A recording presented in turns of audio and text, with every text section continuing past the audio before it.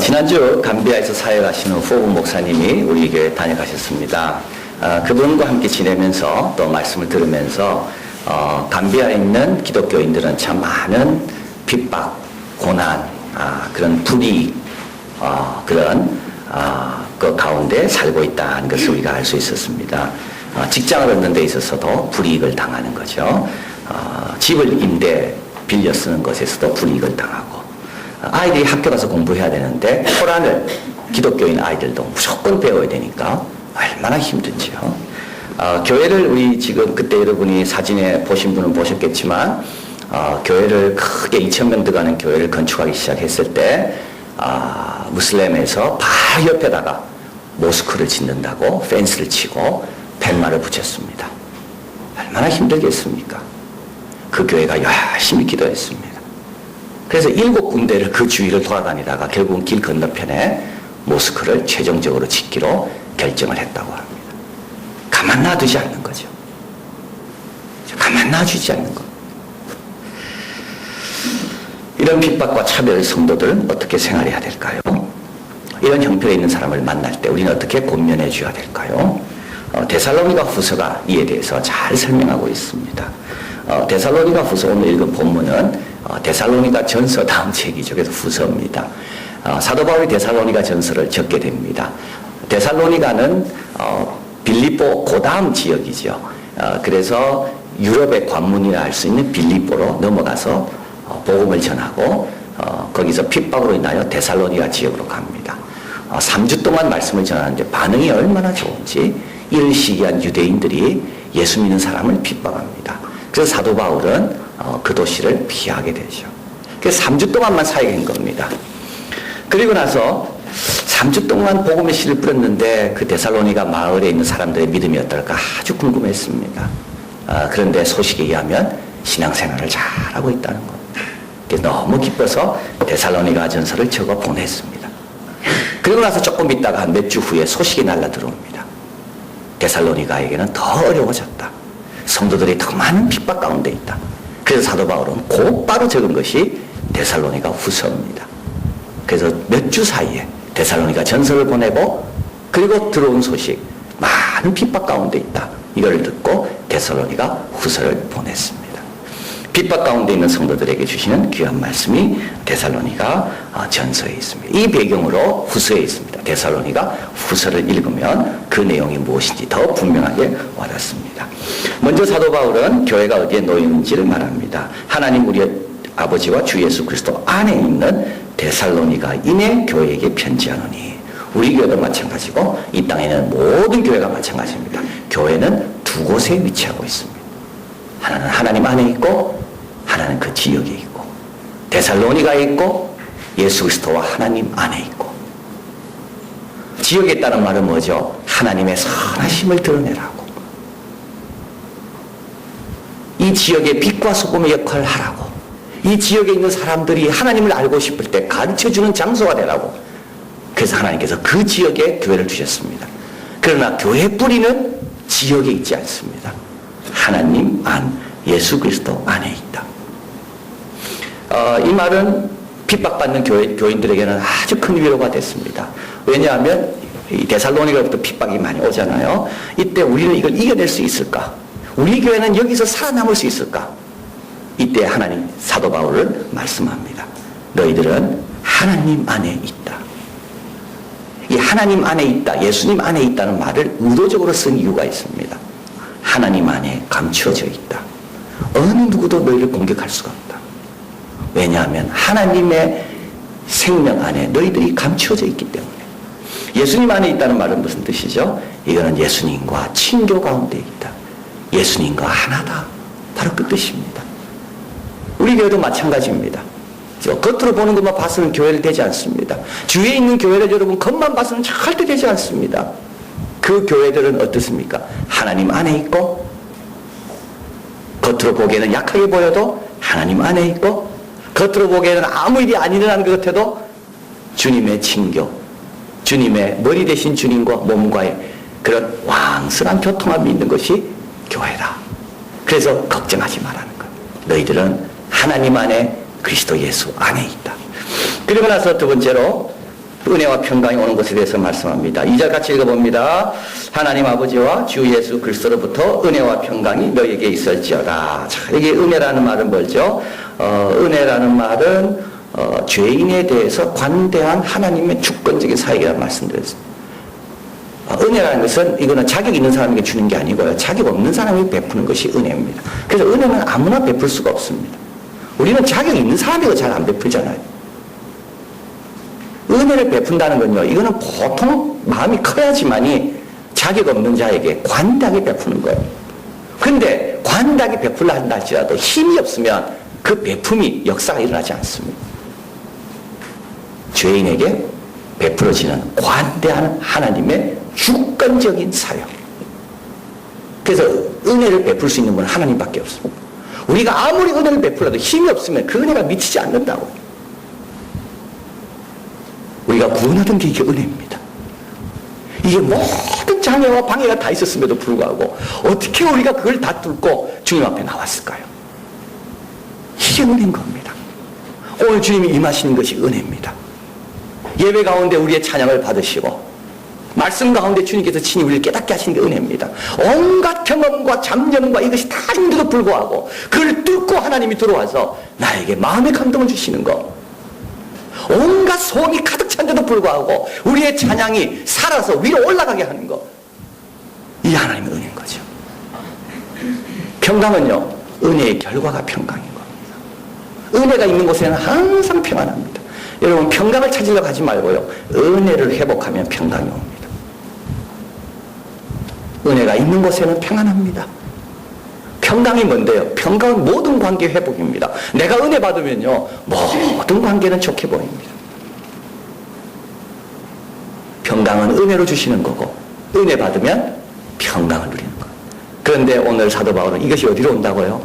물질에서 온다 말하지 않습니다. 사랑 관계에서 온다고 말하지 않습니다. 네가 어떤 위치에 있냐가 거기서 온다고 말하지 않습니다. 이거는 주 예수 그리스도와 하나님 아버지로부터 온다고요. 하나님의 아버지 되심을 믿을 때 악한 자라도 좋은 것을 줄 줄 알거든. 하물며 하늘에 계신 천부께서 너에게 좋은 것을 주지 않겠는가? 하나님 아버지를 붙잡을 때, 그리고 주 예수 그리스도 예수님의 주되심을 내가 인정할 때, 그때 은혜와 평강이 온다. 그러니까 데살로니가 교회 교인은 아무리 핍박과 어려움이 있어도 걱정할 필요가 없는 거예요. 우리는 누구한테 있다고? 하나님 안에 있고, 또 하나님의 공급은 여전히 계속되고 있으니까. 스트레스는 뭘까요? 스트레스는 밖에 없는 압력 아닙니까? 어떤 사람은 스트레스를 이겨냅니다. 어떤 사람은요, 자원이 많은 사람은요, 자원이 없는 사람은요, 스트레스에 넘어집니다. 우리 예수 믿는 사람들은요, 하나님으로부터 끊임없는 자원을 공급받고 있는 거예요. 그러니까 또 일어나는 거죠. 세상이 감당할 수가 없는 거예요. 세상이 우리를 볼 때 약하게 보여서 금방 무너뜨릴 것 같은데, 넘어질 것 같은데, 그 다음날 되면 또 일어나 있는 거예요. 왜냐하면 은혜와 평강은 하나님 아버지와 주 예수 그리스도니까. 여러분, 은혜 받고 싶으면 아버지를 바라봐야 돼요. 평강을 경험하고 싶으면 받은 은혜를 기억해야 돼요. 받은 은혜가 얼마나 많은데 그 받은 은혜만 기억해도 마음이 편안해집니다. 자, 그리고 나서 사도 바울은 이를 칭찬합니다. 3절, 4절 앞에 스크린에 있습니다. 형제들아, 우리가 너희를 위하여 항상 하나님께 감사할지니 이것이 당연하면 너희의 믿음이 더욱 자라고 다 각기 서로 사랑함이 풍성함이며 너희의 참은 모든 핍박과 환난 중에 너희의 믿음과 인내와 믿음을 인하여 하나님의 여러 교회에서 우리가 친히 자랑한다. 여러분, 어려움 당한 사람 보면요, 왜 어려움 당했는지 자꾸 이야기하지 마시고요, 그래도 잘하고 있는 거 칭찬해 주면 됩니다. 사도 바울은 데살로니가 교회 교인들에게 잘하는 것을 발견해서 그걸 칭찬해 줍니다. 환난 가운데 있는 사람 혹시 만나시잖아요. 그리고 환난 가운데서도 잘하고 있는 걸 발견해서 그걸 칭찬해 주면 됩니다. 칭찬은요, 잘못하면 그 사람 망칩니다. 그러나 칭찬하지 않으면 그 사람은 낙심하여 있습니다. 현명한 칭찬은 뭡니까? 더 위대한 일에 헌신하게 만드는 것이 현명한 칭찬입니다. 사도 바울은 지금 그 칭찬을 하고 있는 거죠. 고난 가운데 힘들어하고 있습니다. 흔들리고 있습니다. 근데도 보니까 사랑이 막 있는 거예요. 거기에 막 믿음을 붙잡고 살라 그러는 거예요. 그리고 인내 가운데 소망 가운데 버틸라고 하는 거예요. 그 사도 바울이 내가 너희를 자랑한다. 그걸로 인하여 하나님께 감사한다. 여기 믿음, 소망, 사랑 이게 나옵니다. 칼빈은 이를 가리켜서 참된 기독교에 대한 간략한 정의라고 말했습니다. 기독교인들은 누굽니까? 믿는 자죠. 기독교인들은 사랑하는 자죠. 기독교는요, 소망하는 자. 기독교는 뭐로 정의해야 합니까? 믿음, 소망, 사랑으로요. 존 스토트 목사님은 이걸 가리켜서 성령으로 거듭난 것에 대한 확실한 증거. 내가 거듭난지 안 거듭난지 어떻게 알 수 있습니까? 하나님을 향한 믿음, 이웃을 향한 사랑, 다시 오신 예수님에 대한 소망. 이게 내가 성령의 사람인지 아닌지 알 수 있습니다. 방향이 달라진 겁니다. 방향은 과거에는요, 내만 생각했죠. 이제는 누굴 바라봅니까? 하나님을 바라보고, 이웃을 바라보고, 다시 오실 예수님을 바라보고. 자, 그런데 여기서 중요한 게 뭐죠? 환난 가운데 이런 게 더 개발된다는 겁니다. 환난 가운데, 고난 가운데 이런 게 개발된다는 거예요. 자, 이게 참 묘한 일입니다. 기도 간절히 하는 사람은 누굽니까? 기도 간절히 하는 사람은요, 기도 열심히 하고 교회 생활 열심히 하는 사람 특징은 제가 보니까 두 가지더라고요. 하나는 간절함이 있든지, 두 번째 책임감이 강하든지. 여유하고는 상관이 없습니다. 신앙생활 잘하는 거는요, 생활에 시간이 많고 여유하고는 전혀 상관없습니다. 여유 많으면 엉뚱한 거 다 합니다. 정말 그렇습니다. 간절함이 없는 사람은요, 시간 아무리 많아도 기도로 나오지 않습니다. 여러분 한번 가만히 생각해. 여유가 생기면 뭐 할 건지. 야, 내가 시간만 많아봐라. 교회 가서 열심히 기도하리라. 이런 사람 거의 없습니다. 등산 한번 보십시오. 누가 등산 열심히 합니까? 시간 많은 사람은요, 아니더라고요. 이번에 며칠 동안 쉴 때 시간 얼마나 많았나요? 저는 등산 안 가거든요, 시간 많아도. 근데요, 간절함 갑니다. 내가 오늘도 산에 올라야 내 건강이 회복되리라. 이런 사람은 시간에 상관없이 갑니다. 서양 잘 살게 되면 신앙생활 잘할 줄 알았습니다. 시간 많고 이동의 자유가 있고 아무도 방해하는 사람 없고, 그러면 교회 열심히 와서 밤새 주님을 찬양할 줄 알았죠. 근데 서양교회 다 비어 있습니다. 우리 조심해야 됩니다, 여러분. 여러분이 지금 열심히 안 내는 이유는요, 바빠서가 아니라는 겁니다. 간절함이. 정말 우리 아이가 내 기도에 달려있다 생각하면 아무리 바빠도 기도의 자리에 나올 겁니다, 그 사람은. 오늘 우리 사업이 망한다면 내가 아무리 바빠도 내가 새벽에 기도부터 하고 나갈 거예요. 시간하고 상관없더라고요. 이 교회는 믿음, 소망, 사랑이 어떻게 자랍니까? 환난 가운데 자라는 거예요.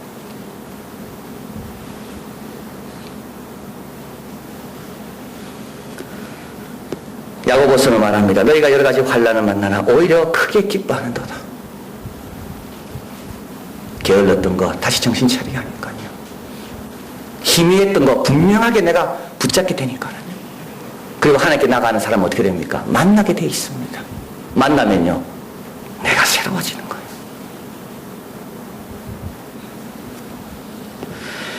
사도 바울은 또 환난과 핍박에 있을 때 기억할 것을 말씀합니다.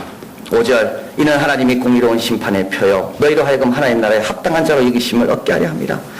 이 3주밖에 안 된 설교들은, 이 데살로니가 교회 교인들은 신앙생활 잘 하려고 하는데 왜 환난이 있는지 이해가 되지 않습니다. 내가 왜 신앙생활 하려고 하는데 왜 세상이 나를 핍박하는지 이해가 되지 않습니다. 그리고 이 핍박하는 나를 보시면서 왜 주님은 빨리 임하지 않는지 그게 이해가 되지 않아요. 그래서 사도 바울이 그걸 설명하는 겁니다. 걱정하지 마라. 공의의 표다. 너희가 환난당한 것은 하나님의 공의의 심판의 표다. 너희로 환난받게 하는 자들에게 환난으로 갚으시고 환난받는 너희에게 우리와 함께 안식으로 다 갚아주신다. 두 번째는 뭐라 얘기합니까? 하나님 나라에 합당한 자로 여기심을 얻게 하려 합니다. 하나님 나라가 얼마나 중요한지 그에 대해서 희생하고 대가를 치러야지 그 나라에 들어갔을 때 내가 좀 하나님 앞에 칭찬받지 않겠습니까? 그 나라를 위하여 아무것도 귀한 것도 없고 그 나라 위에 전 짐도 하나도 없다면 은혜로 그 나라 가지만 그 나라에 합당한 사람은 아닙니다. 그래서 하나님께서 그 나라에 합당한 자로 여기려고 그 나라로 인하여 그 믿음을 지키는 그 하나 때문에 때로는 고난도 허락하신다는 거예요. 그냥 갈 수가 없으니까. 마지막으로 참 중요한 내용들이 있습니다. 역사는 아무리 깜깜해도 예수님의 영광이 온전하게 드러나는 방향으로 움직이고 있다는 것. 7절입니다. 앞에 스크린에 있습니다. 예수께서 저의 능력에 천사들과 함께 하늘로부터 불꽃 중에 나타나실 때 9절 이런 자들이 주의 얼굴과 그 힘의 영광을 떠나 영원한 멸망의 형벌을 받으리로다. 10절 같이 읽어봅니다. 앞에 있습니다. 그날에 강림하사 그의 성도들에게서 영광을 얻으시고 모든 믿는 자에게 기이 여김을 얻으시리라. 아무리 어두워도요 역사는 어떤 쪽으로 가고 있다고요? 반복하지 않습니다. 뒤로 돌아가지 않습니다. 역사는 어디로 가고 있습니까? 예수님의 영광이 온전히 빛나는 쪽으로 역사는 가고 있다는 겁니다. 참 중요한 겁니다. 오늘 시리아 사태로 인하여 우리는 너무 답답함을 느낍니다. 우리도 부활절, 작년 부활절 헌금 시리아 거기 있는 교회를 위해 헌금을 해줬습니다. 끝나기는 끝나지 않아요. 2년 반입니다. 10만 명 이상 죽었습니다. 인구의 10% 되는 200만 명이 집을 떠났습니다. 대통령 아사드 그는 이란과 러시아의 힘을 얻어서 큰 소리를 치고 있습니다. 부시는 아사드를 어떻게 제어해야 되는데 너무 복잡합니다. 왜 복잡하냐면 반군 가운데 지금 누가 들어와 있습니까? 반군 가운데 알카이다들이 들어와 있습니다. 무기를 대주면 그 무기가 알카이다로 가는 거예요. 알카이다는요 큰 소리 칩니다. 자기들은 무슨 무기가 있습니까? 그들은 자살 테러가 있거든요. 그러니까 아사드와 반군과 대치하는 데 있어서 이 알카이다의 자살 테러가 이거 아주 가공할 만한 아주 위협적인 겁니다. 그러니까 이 아사드를 무찌르려면 이 알카이다의 도움을 안 받으면 참 어려운 겁니다. 그런데 어떻게 됩니까? 자기들끼리 지금 싸우고 있어요. 왜냐하면 이 알카이다는 너무 급진적이거든요. 너무 극단적이거든요. 그래서 대부분의 학자들은 염려하는 게 그겁니다. 만약에 서양이 개입을 해서 아사드가 물러간다 할지라도 그 나라는 어떻게 될 건가? 이집트, 과거 이집트처럼 더 이슬람화 될 수가 있다는 거. 그래서 국민들은 지금 당장 투표를 해도 누굴 뽑을 거냐? 현 독재자 아사드를 뽑을 가능성이 많다는 거예요. 답답합니다. 북한도 답답합니다. 일본도 답답합니다. 근데 역사는 어디로 가고 있다고요? 주님의 영광이 드러난 쪽으로 가고 있다고요. 초대교회 로마 황제가 영원히 살 것 같고 교인들은 막 죽어가고 교회의 산업들은 다 뺏기고 이럴 때 주님이 뭐라 말씀합니까? 내가 속히 오리니 네가 잡은 멸류관을 굳게 잡아 빼앗기지 않게 해라. 역사는 그쪽으로 가고 있는 겁니다. 자, 그래서 사도 바울은 맨 마지막 부분에 성도들에게 말합니다. 기도한다고 말합니다. 부르심에 합당한 자로 여겨주도록. 부르심에 합당한 자로 여겨주도록. 하나님이 나를 불러 하나님 나라에 들어가게 할 것인데 그때 내가 합당한 자가 되어서 하나님 나라 갈 수 있게 해달라고. 그들이 그런 자가 되게 해달라고. 선한 일을 기뻐하도록. 그리고 믿음의 역사가 능력으로 이루어지도록. 여러분, 믿음으로 살아야지 신앙이 성장합니다. 믿음으로 싸우지 않고 자꾸 타협하고 자꾸 이성에 굴러가고 자꾸 합리적인 것으로 선택하면요 믿음은 절대 자라지 않습니다. 왜 핍박 가운데 있는 교회는 성장하는데 서구 교회는 죽어갑니까? 핍박 가운데 있는 교회는요 믿음으로 결단하는 일이 너무 많은 거예요. 옆에 무스코가 세우신다 할 때 교인들은 밤새 기도합니다. 오늘 우리 같은 데는 그런 일이 일어날 수가 없어요. 우리는. 그러니까 우리는 기도하는 것이 약할 수밖에 없고 체험하는 것이 약할 수밖에 없고 그런 것들이 자꾸 줄어들다가 시간이 가면서 교회는 힘을 잃는 거예요. 믿음의 역사가 있어야 되는 거예요. 그래서 사도 바울은 그들에게 계속 믿음으로 싸우라고 기도합니다. 그리고 마지막으로 12절 같이 읽어볼까요? 12절 앞에 있습니다. 우리 주 예수의 이름이 너희 가운데서 영광을 얻으시고 너희도 그 안에서 영광을 얻게 하려 함이라. 자, 한번 여기 지금 영광이라는 말이 계속 나옵니다. 역사는 영광의 온전한 드러남을 통하여 움직이고 있습니다. 그러나 그 드러나기 전까지 주님의 영광이 우리 가운데서 먼저 드러나야 돼요. 우리 가운데서. 근데 그 앞에 어떤 구절이 있습니까? 우리는 누굽니까? 하나님의 은혜를 받은 자들입니다. 우리 예수님의 영광이 우리 가운데 먼저 드러나야 돼요. 여러분이 기도하러 오실 때 우리 예수님의 영광 드러납니다. 여러분이 말씀을 배우려고 앉아있을 때 우리 예수님의 영광 드러납니다. 여러분이 직장에서 아무리 바빠도 예배를 드리기 위하여 교회를 향해 나올 때 우리 예수님이 여러분 안에서 드러난다고요. 왜 그래야 됩니까? 우리는 은혜 받은 자니까. 우리는 은혜 받은 자니까는요. 은혜 받고도 영광을 드러내지 않으면 그 은혜가 헛되니까요. 우리 아이들에게 예수님의 말씀을 가르칠 때 우리 예수님의 영광 드러납니다. 많은 사람들 앞에서 예수님을 부끄러워하지 않고 증거할 때 우리 예수님의 영광 드러납니다. 그걸 누가 하라고요? 은혜 받은 우리가 하라고요. 그리고 또 우리 영광은 어디 있다고요? 너희도 그 안에서 영광을 얻게 하려 합니다. 자, 우리의 영광은 최고의 영광은 어디 있습니까? 그 안에요.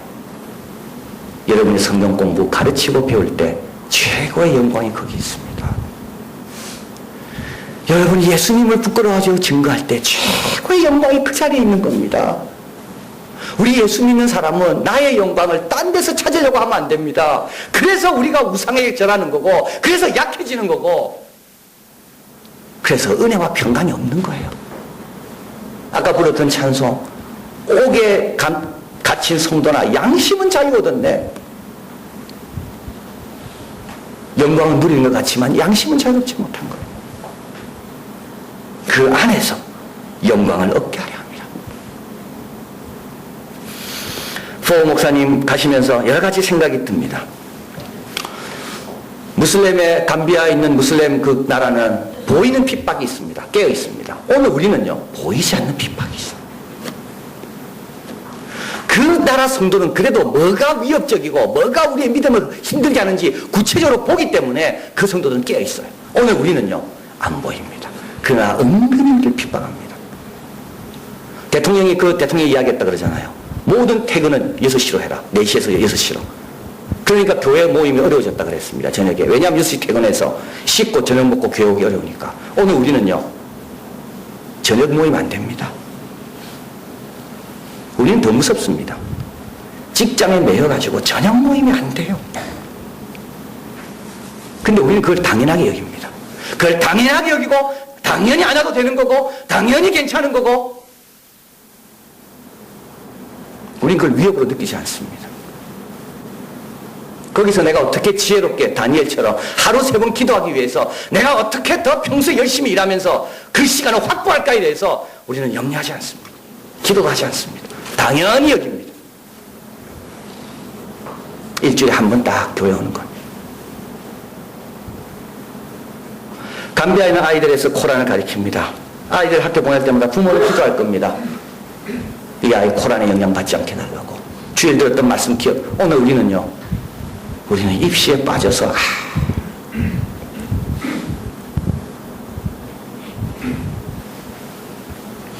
경제적으로 경제적으로 그것들 어렵다 그럽니다. 그래서 교회 오려면 택시도 타야 되고 버스도 타야 되고. 그래서 감비아 사람들은 교회 한 번 오는데 경제적 부담이 많대요. 그래서 그들이 직업을 하나씩 더 가져서 경제적 부담을 풀어야 되는 숙제가 그들에게 있습니다. 오늘 우리는요, 돈이 많아도요, 쓸 데가 더 많아요.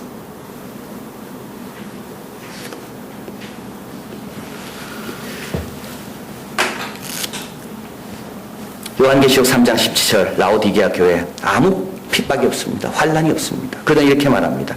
나는 부자라 부유하여 부족한 것이 없다. 예수님 말씀합니다. 네 공고한 것과 가련한 것과 가난한 것과 눕는 것과 벌거벗은 것을 알지 못하는도다. 주님은 말합니다. 나는 아멘이요 충성되고 참된 증인이요 하나님의 창조의 근본이다. 우리 하나님은 예수님을 어떻게 할까요? 아멘이시고 충성스럽고 참된 증인 예수님은 어떻게 할까요? 돈에 여유가 생겼을 때 예수님은 어떻게 할까요? 직장에서 나에게 많은 걸 요구할 때, 교회 생활과 교회 시간과 겹칠 때 우리 예수님은 어떻게 할까요?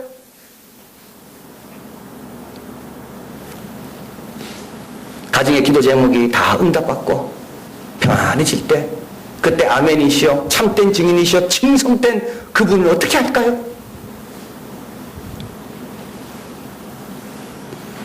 (19절) 같이 읽어봅니다. 같이 읽습니다. 물은 내가 사랑하는 자를 책망하며 징계하노니 그러므로 열심을 내라 회개해라. 우리가 할 일은 회개입니다.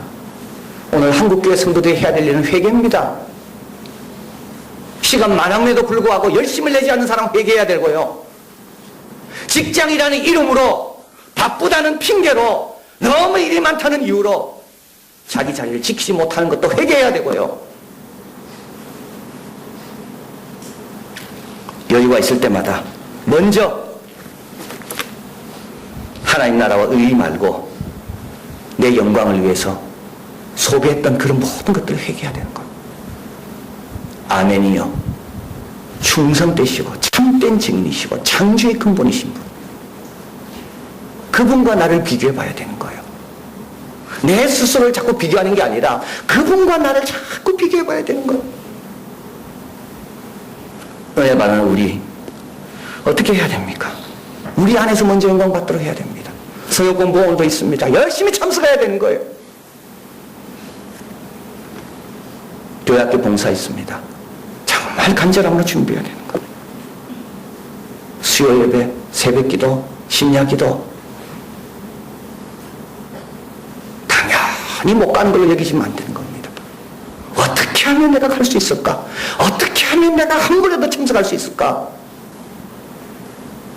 간절함, 책임감, 사명감.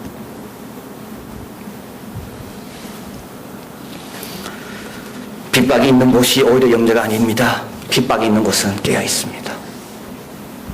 스스로 괜찮다고 생각하는 우리가 더 영영한 겁니다. 추석 명절 다 끝났습니다. 이제 우리가 정신을 더 차리고 벌거벗은 것, 가련한 것, 공고한 것, 주님 앞에 얼마나 부족한가 그걸 깨닫고 우리 모두 함께 열심을 내는 우리가 되기를 진심으로 바랍니다.